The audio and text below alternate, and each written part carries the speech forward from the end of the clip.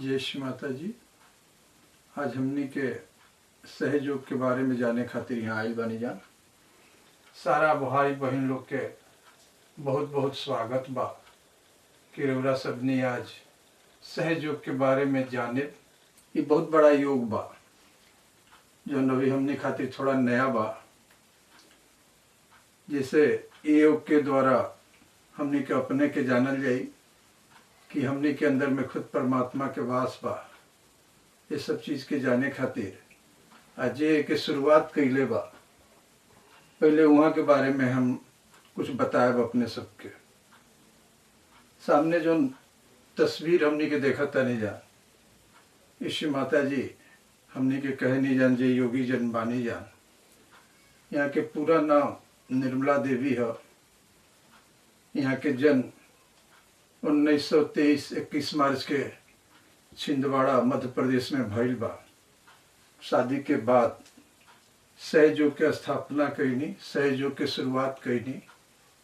जिससे हर मनुष्य के अंदर होकर अपने शक्ति के मालूम है कि हमनियों के अंदर में कोनो ऐसा शक्ति बा जोने के अगर जगा दहल जाए तो भगवान से हमने के मिलन बड़ा आसान हो जाए। सब योग में, सब पूजा पाठ में ये बतावल जाला कि भगवान बाणे, भगवान के मानत नहीं जान, लेकिन ओके महसूस कोनो पंथ ना करावेला। सहयोग के माध्यम से श्री माता जी हमने के वो चीज़ के महसूस करावनी आई बहुत आसान बा। सबके हो जाई महसूस अगर जितने बतावल जाता उतरे अगर हमने के करे जान तो हम सब के अंदर जो भगवान के शक्ति बा वो मालूम हो जाए कि शिवाही सहयोग के जननी बानी, जन्मदाता बानी। और यह के वजह से ये चीज़ हमने के अंदर में जागृत होके मिली। हमने के सहयोग के बारे में जानल जाए कि कैले से का फायदा बा। सहयोग अगर हमने के करतनी तो सबसे बड़ा फायदा बा कि हमने के स्वस्थ रहल जाई और भगवान के एहसास हमने के को पावल जाई। ओकरा खातिर हमने के कोनो मंदिर, मस्जिद, गुरुद्वारा में जाए की जरूरत ना पड़ी। एकरा खातिर हमने के कुछ चीज़ पर काम कइल जाई, जानल जाई कि जैसे हम जानता नहीं कि सहज योग नाम बा एकर, तो सहज के दूगो मतलब होला। तो अगर एक हमने के संधि विच्छेद कइल जाए अलग अलग तो सह मने साथ अज से जन्मल, अर्थात हमने के जन्म से ही ई शक्ति बा, भगवान के वो शक्ति बा जो नहीं कहीं से और ले के गरज ना पड़ेला। हमने के जब अपने महतारी के पेट में रहे नहीं जान तब ही परमात्मा के शक्ति हमने के अंदर आ जाला। जब 2.5 माह के बच्चा होला तो वही समय परमात्मा के शक्ति हमने के अपने माई के गर्भ में जब रहे नहीं जान तब भी आवेला। हमने के तालु से होते हुए हमने के आत्मा के रूप में आ जाला, जिससे कि हमने के अंदर में जीव पड़ जाला। तब हमने के माई लोग जानता है कि अच्छा ढंग से कि कहे लालो कि 2.5 महीना के गर्भ हो गई बा में अब जान आ गई बा। तो वह जान जौन है वह भगवान के एगो अंश है जौन हमनी के अंदर जीव बन के आवेला। और फिर धीरे धीरे हमनी के पूरा आदमी के मानव के संरचना करेला और हर गुण से हमें संपन्न करेला।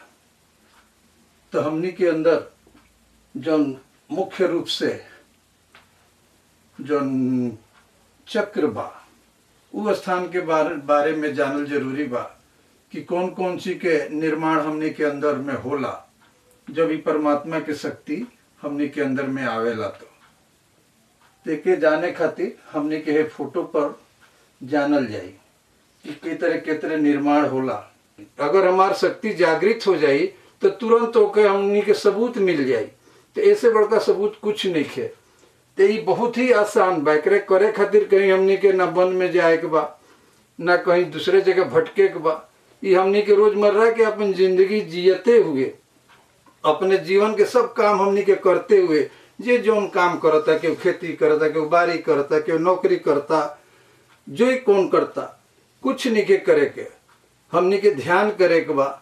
आ ध्यान के माध्यम से पहले दिने हमनी के आत्म साक्षात्कार लहल जाई। आज आत्म साक्षात्कार कौन चीज कि हमनी के श्री माता जी के आशीर्वाद लहल जाई। श्री माता जी के आशीर्वाद से ये चीज हमनी के पावल जाई। तो सबसे पहले जब हमनी के अंदर कौन कौन यंत्र बा ई हमनी के जाने के बा। ऊपर से जो शक्ति आवेला ये सब चीज के संरचना करते हुए जो शक्ति बैठ जाला है तिकोनिया जो जैसन हड्डी बा, हमनी के हर आदमी के देह में त्रिकोणाकार टाइप के हड्डी बा। यही के हमनी के पवित्र अस्थि कहल जाला।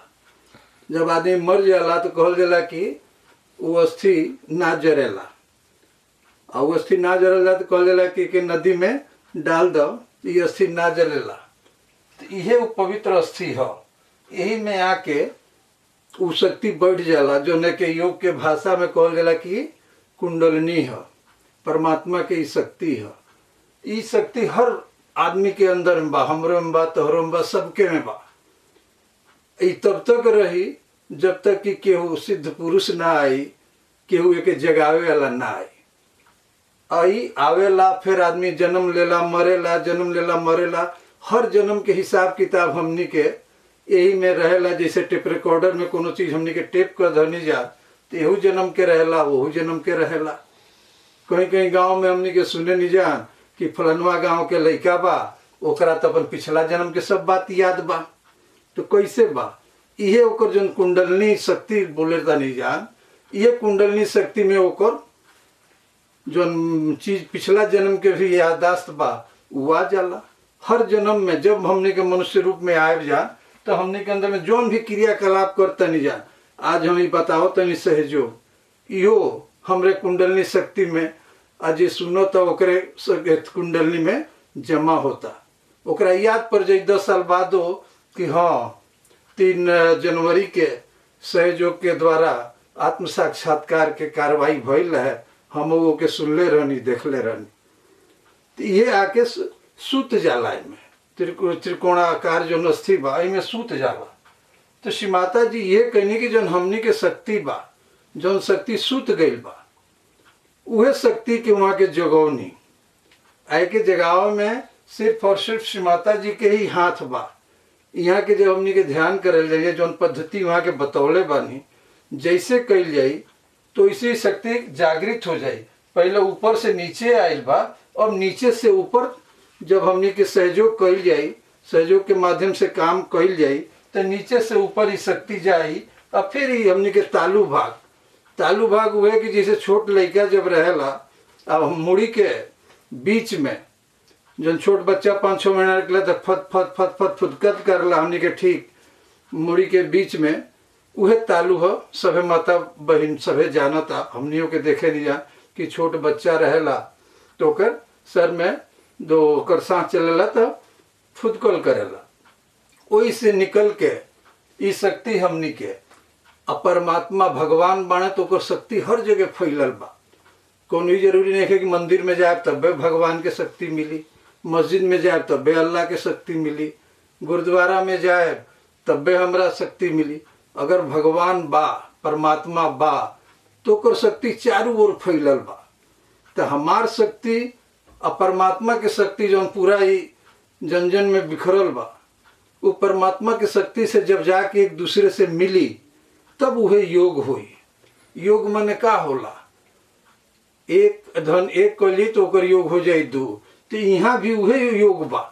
हमने के अंदर जो शक्ति बा, जो माई के गर्भ से लेके आई नहीं जान तौन शक्ति, वो जब शक्ति हमने के निकली, हमरे ब्रह्मानंद कहल जाला, माने हमरे तालू से जब निकली, जब श्री माता जी के आशीर्वाद हमने के पा जाई तो तालू से निकली और परमात्मा के शक्ति से जाके मिली तो ये घटना घटी। अब घटी तो क्या हुई?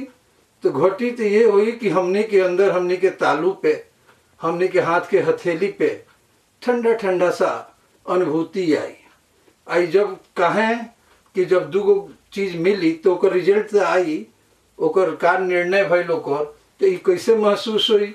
तो हमने के हाथ पे हथेली पे महसूस हुई, दोनों हाथ के हथेली पे। हमने के तालू पर महसूस हुई। ई और कहीं ना हुई, सिवाय सहयोग में एकर अनुभूति कहीं ना मिली। सभे ये कहेला कि जाओ मंदिर में तो हई हो जाई, जाओ मस्जिद में तो हई हो जाई, लेकिन सहयोग में तो जब हम करे हमार जागृति हुई तो तुरंत के तुरंत वही बेरा हमने के हाथ में ठंडा ठंडा जैसन, हमने के तालू पे ठंडा ठंडा जैसन महसूस हो जाई। ती कोनो कहे सुने के बात ना रह जाई, हमने के खुद अनुभव के बात हो जाई, जो हमारा पे और लोगों पे जो महसूस हो। ओकरा खातिर कोनो सबूत देवे के बा, ओकरा खातिर कोनो सबूत नहीं खे। कैसे जानल जाई कि भगवान मिल गई? भगवान से हमने के एकाकारिता हो गई, भगवान के शक्ति हमने के शक्ति एक दूसरे से मिल गई। एकर एहसास हमने के और केहू से पूछले के गरज नहीं खे। एकर एहसास हमने के अपने आप हो जाला। जब भगवान से हमने के शक्ति मिली तो हमने के तालू पे ठंडा ठंडा सा हवा जैसा महसूस हुई। हमने के दोनों हाथ के हथेली पे ठंडा ठंडा से महसूस हुई। तैसे हमने के जान जाए कि हमने के जो अंदर के शक्ति बा, हमने के अंदर के जो जीवात्मा बा, जीव बा, वो परमात्मा से भगवान से जाके मिल गई और वही के आशीर्वाद के रूप में हमने के मिल गई।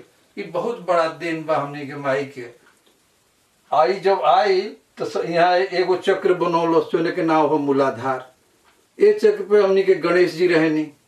इससे ऊपर जाइल जाए तो है देखें पियर रंग के बा। ये चक्र के हमने के स्वाधिष्ठान कहनी जान। ये चक्र के चलावे खातिर ब्रह्मा जी अपने शक्ति सरस्वती के साथ बानी।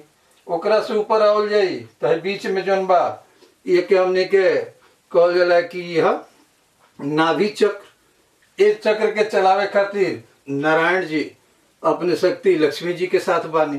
एकरे चारों ओर जौन है वृत्त बाटे, ये हमने के भवसागर है पेट। ई में हमने के 10 गुरु रहेला लोग, और सारा लोग के जितना भी पूजा पाठ बंड करेला ये सब आके ज्यादा से ज्यादा यहाँ तक ले आला। ये भवसागर में फंस जाला लोग। केहू मोह में फंस जाला, केहू लालच में फंस जाला, केहू में क्रोध में फंस जाला। काम क्रोध लोभ मोह मत ई जौन बाटे 6 गो जौन आदमी के दुश्मन है, यही में उलझ के रह जाला लोग। फिर कुछ लोग ऊपर बढ़ेला तो यहाँ जौन है ललका लौकता, एक हमने के हृदय कहल जाला। बाएं तरफ है जौन लौकता, ये हमने के बाएं तरफ आत्मा के निवास होला। फिर ओकरे ऊपर बढ़ते जानता जौन हरिहर रंग के लौकता हमने के गला पे, ये हमने के विशुद्धि चक्र कहल जाला। विशुद्धि चक्र पे कृष्ण जी अपने शक्ति राधा के साथ बानी। ओकरा से ऊपर उठता जहाँ दोनों है कटल बा, हेने के लाइन हेने के नाड़ी, ये कटल बा, दोनों कटल बा। एजा में जीसस क्राइस्ट कहल जाला। और सब ऐसे ऊपर उठल जाला तब यहाँ पर जो चारों तरफ से कई रंग बिरंगा दिखाता, एक सहस्रार कहल जाला। यह स्थान हमने के माई के है श्री माता जी के। और एक कई गो गुण बा। एगो जैसे है ने ब्लू रंग के नाड़ी बा, ई नाड़ी के हमने के बाई नाड़ी कहल जाला, ईड़ा नाड़ी योग के भाषा में कहल जाला। बाई नाड़ी के चलावे वाला जोन बा तो काली जी के शक्ति बा। वही तरह पीला वाला जो नाड़ी बा, एक के चलावे वाला जो शक्ति है वो सरस्वती जी के शक्ति है। और ठीक है, बीच में एगो नाड़ी बा जो के सुषुम्ना नाड़ी कहल जाला, एक महालक्ष्मी के शक्ति के चलावल जाला।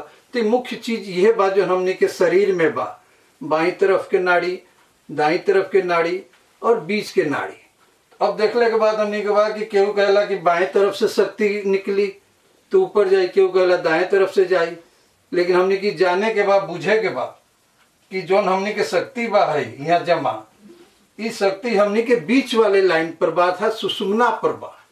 तो जब हमने के बाएं से और दाएं से हट के बीच पे आवल जाई, जब बे थोड़े देर के लिए ही हमने के बाएं दाएं मतलब कि हमने के अपने भूतकाल में जो घटना हमने के संगे घट गई बा, उसे थोड़ा देर के लिए निकल के दायां भाग मने हमने के भविष्य के चिंता का हुई हमने के काल। तो जब थोड़े देर के लिए हम भविष्य के चिंता से हट के थोड़े देर के लिए हम अपने जन बीत गई बा भूत के चिंता से हट के जो समय हमारे संगे गुजरत अर्थात वर्तमान में जैसे हमने के आए जाए तो ऐसे हमने की शक्ति खट से श्री माता जी की कृपा से उठ जाई।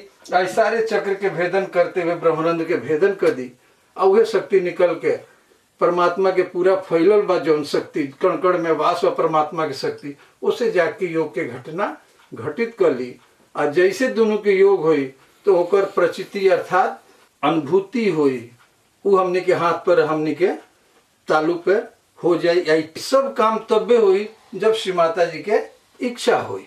तो श्री माता जी की इच्छा का हुई कि श्री माता जी के ध्यान, जैसे श्री माता जी के फोटो के सामने बैठ के आइए चक्र पे, जैसे अगर केहू भी भाई बहन एक अगर रियलाइजेशन करावता तो रियलाइजेशन मतलब अनकर अनुभूति करावे के पद्धति बता देता कि का कैले से हमने के मिली, तो तुरंत मिल जाई, तत्क्षण मिल जाई।